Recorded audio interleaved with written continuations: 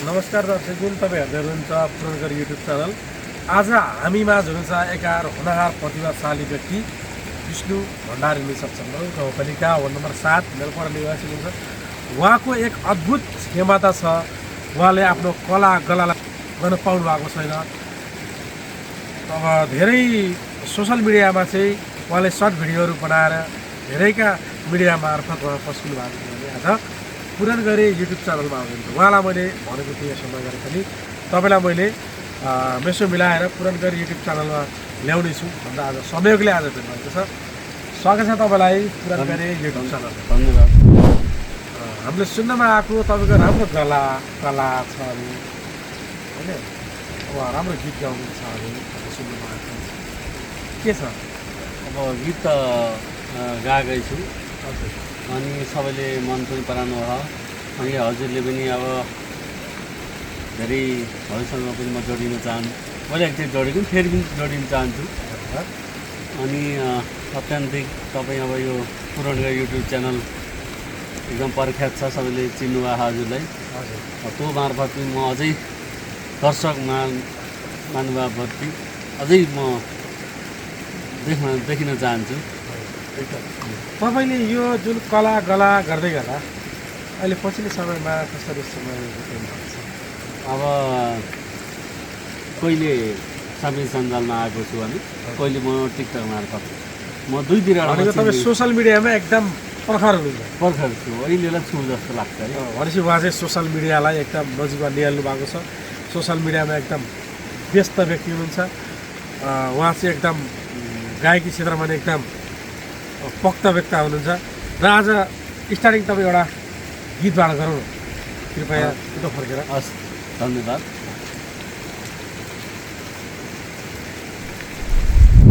तिमी खुसी भइहौली कति जल्दै गर्दा मेरो लास भात भाती गयो। तिमी मलाई मृत्यु दिएर मान्छे तिम्रो मानी आए, मेरो मानी आए।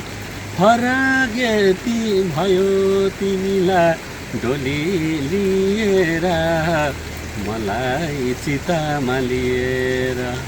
धन्यवाद। तपाईँ यस्तो राम्रो कला छ, धेरै कला छ। तपाईँको फेभरेट गायक को? मेरो फेभरेट गायक खेम खेम सेन्चुरी, अनि अर्जुन सापकोटा, पुष्कर शर्मा, पशुपति शर्मा। भनेपछि तपाईँ लोकजन्द्राका गीतहरू एकदम मन पराउनुहुन्छ। लोकगीतहरूलाई एकदम भया गर्नु। पशुपति शर्माले एउटा गाउन चाहन्छु म। पशुपति शर्माको एउटा गीत गाउनु। आउँदा आउँदै पानी पर्यो झन्नै सरी भिजो, रोदी घरै अँधेरो भो किन आइनौ हिजो। ए झाम झाम दर्कियो पानी जोगायो छाताले छेकेर, रोदीमा मैयाउनी थिइन रोदीकी मैयालाई देखेर। तेस्वर पनि कैलीको जस्तो लैजाम कि दिलमा नाम लेखेर। धेरै धेरै तपाईँको स्वरलाई मलाई असाध्यै मन परायो। तपाईँले सबैभन्दा माया चाहिँ लोकगीतलाई गर्नुपर्छ। तपाईँले भोइस अफ नेपाल हेर्नुहुन्थ्यो? भोइस अफ नेपालमा पनि अहिलेसम्म एउटा जज पनि लोकजन्द्राको थियो। ताकि अहिले खेम सेन्चुरी गरेर विजय भएको छ। लोकजन्द्रालाई पनि त्यति माया गरिरहेछन् दर्शकहरूले होइन। किनकि आधुनिक पप अब यिनी गीत पनि राम्रा छ, आफैमा राम्रा हुन्। तर लोकजन्द्रा भनेको एउटा गाउँले परिवेश, एउटा सामाजिक यथार्थता होइन, दुःख सुख वेदनाहरू त्यसमा एकदम लुकेर बसेका हुन्छ होइन। तपाईँले लोकजन्द्रालाई असाध्यै माया गर्नुहुन्छ भन्दै हुनुहुन्थ्यो। खेम सेन्चुरीलाई मैले असाध्यै मन पराउँछु। र तपाईँ यो सोसियल मिडियामा पनि खेम सेन्चुरीकै गीत गाएर चाहिँ तपाईँ धेरै भाइरल भएको जस्तो मलाई लाग्छ। खेम सेन्चुरी एउटा दिनु। ओ पूर्व पश्चिम उत्तर दक्षिण घुमे चारै दिशा, ओ पूर्व पश्चिम उत्तर दक्षिण घुमे चारै दिशा। तिम्रो अघि फिक्का लाग्यो मलाई मनालिसा। राम राम मरौटी, राम राम मरौटी, तिम्रो रूपै करौती, तिम्रो रूपै करौती। वाह तपाईँलाई मैले सल्युट गर्छु। धन्यवाद।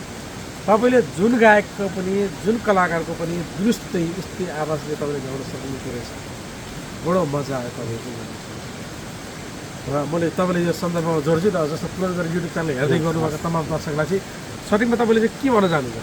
सबैलाई पहिला तपाईँलाई धन्यवाद, पुरणजीलाई धन्यवाद। धेरै धन्यवाद। अनि हाम्रो सरले खिच्नुभएको उहाँलाई पनि धेरै धेरै धन्यवाद दिन चाहन्छु। अनि र मेरा सब शुभचिन्तकहरू, मलाई मन पराउने दर्शकहरू सबैलाई नमन छ, नमस्कार छ। अब मेरो हेरिदिनु होला, त्यही भन्न चाहन्छु। मेरो भिडियो हेरिदिनु होला। म धेरै बोल्न पनि जान्दिनँ, त्यही पनि सिक्दैछु आस्ते आस्ते, बढ्दो क्रममा। तपाईँले जुन सोसियल मिडियामा तपाईँले गीतहरू गाउनुभयो, जुन सर्ट भिडियोमा टिकटक मार्फत तपाईँलाई राखियो, तपाईँलाई युट्युबमा तपाईँले फेस गर्नुभएको थियो कुनै? तपाईँ युट्युबमा तपाईँ यसो इन्टरभ्यू दिनुभएको थियो? युट्युबमा कम यस्तो थियो नै, पहिलोचोटि यो। हामीले चाहिँ गर्नु खोजेको के भन्दाखेरि धेरै जस्तो ठाउँमा कला गला भएको मान्छेहरू भित्र आफ्नो प्रतिभाहरू लुकाएर राखेको हुन्छ होइन। जुन कला आफ्नो अगाडि प्रस्तुत गर्न उसले पाउँदैन, सक्दैन, त्यो कलालाई सामाजिक सञ्जाल मार्फत नै बाहिर उजागर गर्ने काम हामीले गरेको छ होइन। लास्टमा जाँदै लास्टमा एउटा गीत गाइदिनु। देउना सानो पासपोर्ट र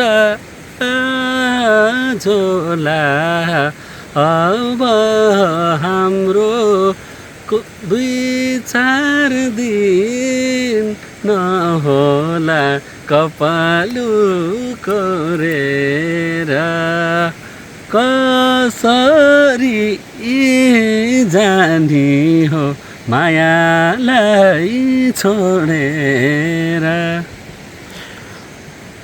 असाध्यै राम्रो गाउनु। अरू के?